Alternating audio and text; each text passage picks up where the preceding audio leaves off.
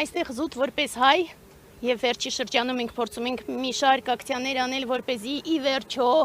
վերջ տանք այս հանցավոր լռությանը, թե Հայաստանի ներսում, թե ամբողջ աշխարհում։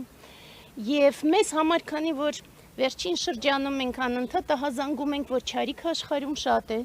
մեզ համար այս ակցիան ոչ միայն զորակցությունն է մեր բարեկամ Իրանին, որը դարավոր բարեկամն էր Հայաստանի եւ հիմա որոշակի ձևով մեր անվտանգության գրավականն է նաեւ,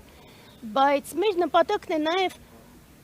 ինչ-որ ձևով լսելի դարձնել վերջապես հայ հասարակությանը, որ Իրանի այս տխուր օրինակը ցույց է տալիս, որ չարիքը քնած չէ եւ որ ցանկացած պահին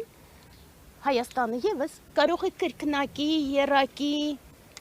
հարձակման ենթարկվել, ինչպես պարբերաբար ենթարկվում է, եւ աշխարհը կշարունակի պահպանել իր հանցավոր լռությունը կամ կեղծապաշտությամբ ինչ-որ կոչեր անել եւ ոչ մի ձևով չի պաշտպանի մեզ, եւ միակ օրինակը եւ միակ դասը, որ մենք պիտի այս ամենից քաղենք, մենք Հայաստանի Հանրապետությունը, որ մենք պետք է բավականաչափ զինված լինենք եւ պատրաստ լինենք մարտի, որպեսզի կարողանանք պաշտպանել մեր հայրենիքը։